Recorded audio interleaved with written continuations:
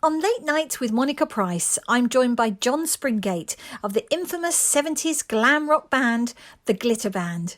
John is a bass player, singer-songwriter and producer and continues to perform with the iconic band, rocking the stage with some of their favourites, Let's Get Together Again and Angel Face.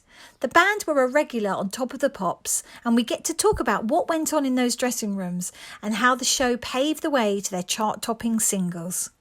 The 70s were all about loud music, tight t-shirts, flares and bold makeup. Let's go back and relive those colourful, crazy days on Late Night with Monica Price.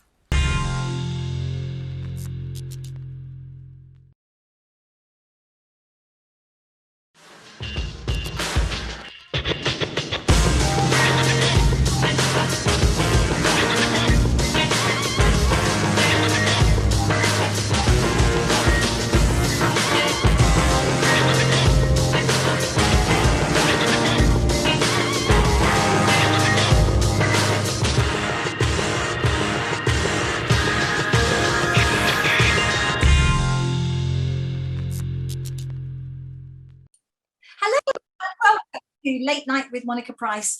I'm very welcome to join John Springate from the Glitter Band. Now, John is a singer-songwriter and producer, and it's fantastic to have you on the show. Welcome, John. Lovely to be here. Thank you so much for joining me. It's great to see you. What a career, John. We're going to talk about it all. You started at 19 years young, we should say. Yeah, and, you're a bass player, of course, for the Glitter Band, but you're, as I say, singer, songwriter, producer now. But, how did it all start for you, John? I know you were young, but how did it all come about? I think it all came about by my brother, really. He had a group in the sort of late 50s, early 60s doing Shadows music. Oh, right. And the group used to rehearse in our front room at home, and the neighbors were great about it because they were a pretty good band, actually. They didn't have a problem. They used to rehearse every Wednesday. It was every Wednesday. And I can always remember watching the bass player and thinking, I really like the sound of that, And so eventually I got a bass, and before I knew it, I was working with my brother, and we formed a three-piece a few years later with a really good drummer that we knew, and we started doing everything really. We were making like £12 a night, between us. £12 a night. That was for a three-piece. That was great in those days. That was probably very good. Yes. Yeah. So we worked about 4 nights a week, and we were doing everything. And we did weddings. We did, we could be doing a university one night. We'd do Cream, Hendrix, Who, all that stuff. And then on a Saturday night, we'd be doing a wedding doing I Had the Last Wars with You. And so, and from that, my brother and I, we eventually ended up going to Canada for about 18 months. We worked over there. Well, initially we went for 6 months. Right. We liked it so much we wanted to go back, and so we formed a new band. And the place where we worked over there, they wanted us back anyway. So it was a residency, and we spent another 18 months back over in Canada. But I had a feeling of like it wasn't really going anywhere. We had this dream in our heads that we were in Canada, so perhaps it's the back door to going to the States and being famous. But we were just so naive, really. So eventually we did come back. We ended up backing Johnny Johnson and the Bandwagon initially, yes. And then Clem Curtis and the Foundations. Yeah. But by then I was doing lead vocals, and I was a bit sort of unhappy with my situation because I wasn't going anywhere. So I just left. I left the band, and I had nothing at all. And then there was an ad in the paper. Bass player, singer wanted for chart band, and it turned out to be Gary. So that's where it all started. So this 72, I think it was, if I'm right. And I remember, when you were on Top of the Pops, John, the presence and the fan base that you had, and still continue to do, was incredible. That everybody just loved you. I think it's because you were very different. I think at the time it was very obviously glam rock, and it was different sound, different look.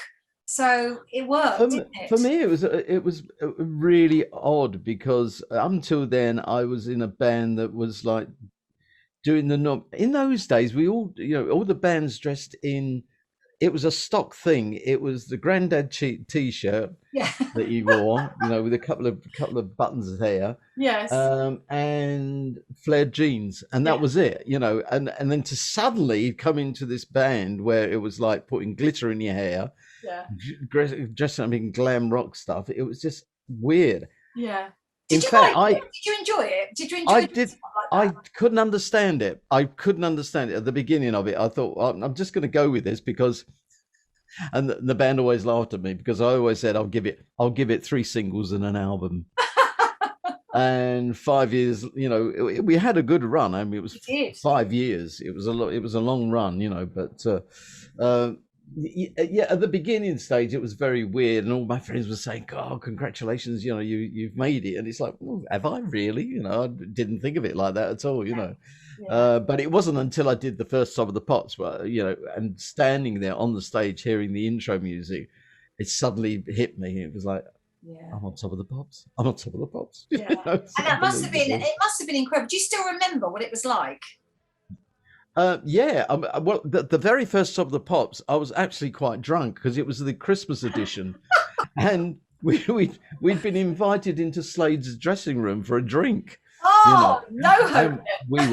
And it was in the afternoon, and we'd just done the dress rehearsal, and we were waiting for the main show, which goes out at 7:30 in the evening, and we were getting really drunk. We were getting quite quite oiled. Yes. And I think by about 7 o'clock, somebody came in and dressed and said, "Come on, you're on at 7:30. Come on, you're first on." Yeah.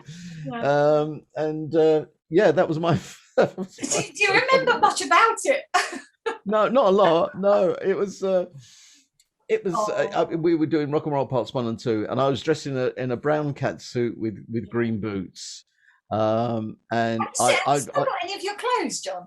No, I sold a lot off on eBay, to be honest. I've got one outfit left, which is the Love in the Sun outfit. It was right, yes. So well made. I just didn't want to get rid of it at all, and that's still in my closet. How lovely. So you wore, sorry, what did you wear? You wore your brown boots, you were saying, and brown boots, and I had a brown cat suit. I mean, I could wear those sorts of things in those days, but not so much now, I don't think. No. Those days, glam rock. I mean, it's men used to wear, loads of makeup. They used to wear very flamboyant clothes, and it was just that was just normal. It was great. It was great to see. Do you think, musically, when you perform now, because you're obviously still performing now, John, to audiences, and you still travel all over Europe and perform, but do you still find that people expect to see you wearing those kind of glitter outfits, that glam rock days? Oh yeah, we do make an effort. I mean, I mean, I've still got the flared the boots that I wore on Top of the Pots, but I can't wear them because they're just a nightmare. They really are. Because they've got a heel, I'm assuming. They've got a big heel, and put them on. Put them on. Go on. I always bring them out, as a reference point and say this is what we used to wear on Top of the Pops. But it's great. There was that, and I've forgotten now. I've forgotten. It was a time, I think, when Top of the Pops was just such a special time, I think, for music, because if you were on Top of the Pops, then you kind of made it, hadn't you? That was it. That it was perceived, if you got to be on Top of the Pops, that's it. You were there, you were made. And then when you were on Top of the Pops, and you performed several times, in actual fact, on Top of the Pops with your band. Did you ever think that you would go on to do what you've become, John? Did you ever think that would kind of catapult you? Because it did, didn't it? Really, it catapulted you really into worldwide fame. There's always it's strange, all the things that used to go on, like you couldn't go out between 4 and 6 because the schools would be out. The schools would be coming out. It was very strange. I remember the first Top of the Pots that I appeared on, and I went up the road. I went up the road to get some I think some cigarettes at the time. I think it was Mike smoking there, and I sensed people looking at me. Definitely, there was, which I thought was very odd. My mum was a terrible person for proud mums, you know. Yeah, Because as mums often are. I'd be, doing gigs and stuff like that, come home and she'd be, she'd have half a dozen fans in the front room drinking cups of tea. She was terrible, So So sometimes where did you live at the time, John? Were you I in was in London? I Or was in Blackheath. I oh, lived in right, Blackheath, yes. in my mum's council house, Yeah. and in Victor Road it was. And funnily enough, in the top block where there were 3 blocks of flats, and the top block, Glenn Tilbrook lived. Wow, really? See, And London then was very musical, wasn't it? I mean, oh that was the yeah, hub. That's where all the absolutely, musicians used to go. And yeah. who is it? Who have you met, John? Someone that you've met, backstage or perhaps gigging with yourself that you were really, oh my gosh, I can't believe I'm actually meeting this band or this person. Have Well, you ever met not anybody many like that? really. I No. mean, I think when Mike Leander, our producer, got married, Paul McCartney was invited to with Linda. She was there, and he did say a few words to me and Jerry when we were sort of standing there, Yeah, and that was very weird. That was just weird. yeah, It's Paul McCartney. It's Paul yeah. McCartney.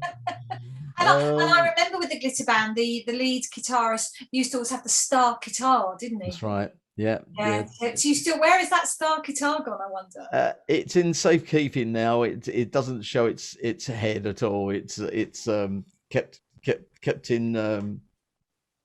The in lock and mothballs, if key. you like, in lock and Yeah. key. Yeah, Yeah. Because it was very, but you were kind of known for that. It was all part of your image, wasn't it? That yeah. star guitar was very, very unusual at the time. And did you get to meet other bands, who were also performing at the same time as you? Well, the funny thing is, you're talking about the style guitar. I was going to say that we did a gig in Sweden, and this band came to see us. They thought we were fantastic. They came backstage. They would really like, what you do and stuff like that. 3 weeks later, we see them on Eurovision Song Contest with a star guitar and dressed up with more or less the same clothes as we had. ABBA. No. Yeah, yeah, Oh my yeah. gosh. So that was quite. They always say that's a form of compliment, isn't it?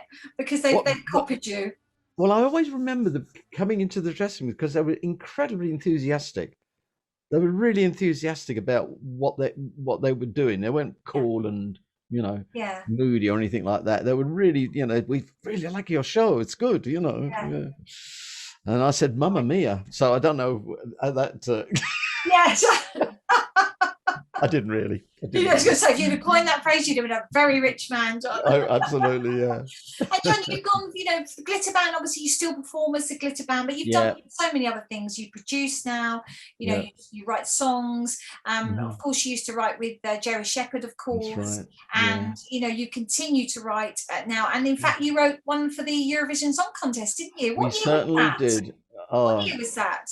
That was year 2000. And I'll never forget it. I hadn't written with Jerry for about a good 15 years. And I rang him. I said, "Do you fancy do some writing?" And he came. I said, "Yeah, all right." So he came over and I remember distinctly getting that song together, all the bits and pieces that came together with it. And we got as far as, we were trying to write a middle eight and we couldn't think of anything. I said, "Do you know what?" I said, "This is Eurovision, this song. It's Eurovision." I said, "Let's forget the middle eight and do a key change."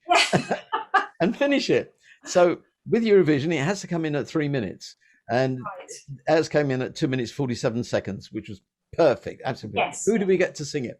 And in hindsight, I didn't realize what I was doing because I was getting the perfect person to sing it, which was Nikki French. Nikki French, because yes. 5 years previously, we had a massive hit with "Total Eclipse of the Heart," which we did as a dance version, you know.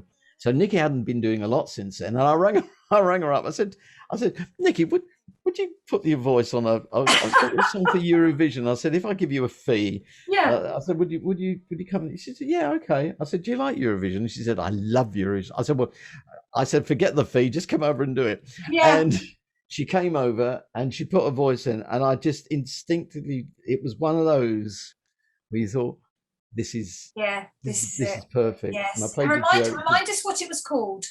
"Don't play that song again." Yeah, that's right. And they didn't. Unfortunately, did we get 1 point? We're not very good at Eurovision, are we? We're nil point.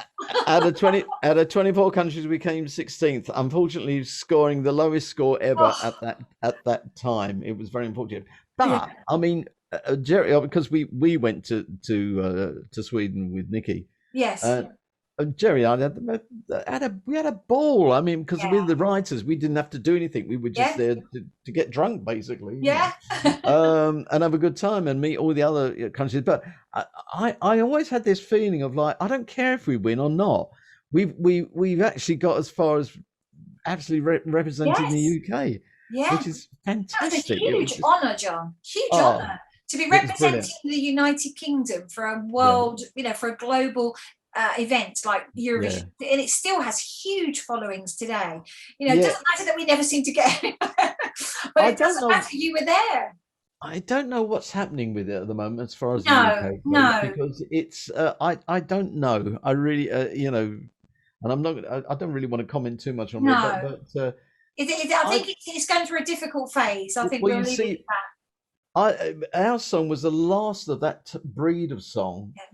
that type of song, I think, Yes, but yes, also the entry was a lot fairer for yes, songwriters, in as much as like you had either publishers put the song in, or you had the Songwriters Guild, which put the song in on on your behalf if you yes, didn't have a publishing deal. yeah. So and that's what I did. I literally I just put it in the post, and that was it.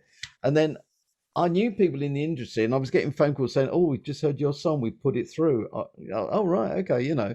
So it went down to the final 20. When it gets to the final 20, then the BBC want to see who's doing it, so Yes, they of asked for a course, yeah, video. yeah. And I sent them a video of Nikki singing "Totally Eclipse of the Heart" on Top of the Pops, which Yes. you don't get live, and you No, don't get much better than that. And it no, was perfect. It was a exactly. perfect performance. Yeah. So they knew that she could sing. That's what they're looking for. Yes, Then it that's went to the right. final 8, and then it went to the final. Then after that, when it gets to the final 8, it goes to the radio vote, Yeah. and then after that, it was the final 4. And that doing the song for Europe, at the Yeah, it must have BBC been was like, incredible. It must have been oh, so incredible. And you've continued to songwrite, you've continued to yeah, produce. So, yeah, tell us about now. You've got a few albums out, obviously I have. 67, 68, and 70 is the latest one. And there's a clue there, isn't there, John? Yeah, yeah. I'm not going to say because I'm too polite. I'm getting older. I'm getting older. No We need to put these wiser. digits round the other way. That's all I can Yeah. say. And so now they've done really well, haven't they, your albums? I mean, you still have a massive fan base, Yeah, John. the fan People base is still still there. follow you. I mean, I did intend to do. I mean, my fan base, or the band's the fan base of the band, Yeah. they tend to buy CDs. They're not into streaming and stuff like that. So I do well on the CDs. So that's good, So That's nice. A bit of uh, like a physical thing, as opposed to, yeah, just it's streaming, as you it's say. the old thing of pride in possession, isn't it? Yes, When you used to buy a absolutely. record, it's my record. Yeah, yeah, that's it. And the Glitter Band now, John. Yeah, when was the last time you got together and did a gig? The last gig was November 2019. Yeah, Crazy, isn't it? And yeah. you've got We remind us who's in the band with you now. it's Dominic. You're Dominic, of course. There's Pete, Dominic Rogers, who plays guitar. Mhm. There's Pete Phipps, who's one of the original drummers. Yeah, You couldn't find a better drummer yeah, in he's a the great drummer. universe. Yes. It was Eddie Spence who used to play the keyboards, but he's opted now. He's gone for retirement. So I think we're getting a new player in Dave, Yes. and Dave, I can't remember your second name. Sorry, That's it's Dave, and Phil Hendricks, who plays quite a bit, in a lot of other bands. He used to be the yes. guitarist with Les McEwen.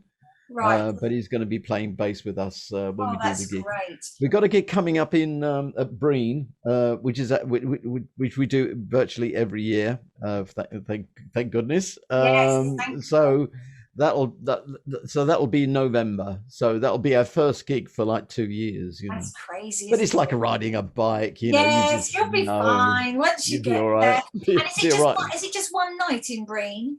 Yes. Yes. Okay. And I'm assuming people can find out all information about you on your website. All your Well, information's up there, is it, John?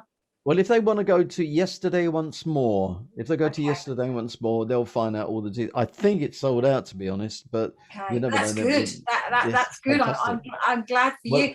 And will you be doing more gigs? You know, presumably next year. Not so much this year, but next year. Have you got kind of a list of shows that you're going to be doing or well, putting together, John? there's nothing in at the moment. Because of what's going on, Of course, everybody's so it's so unsure. But difficult. I'm hoping to get back into gigging.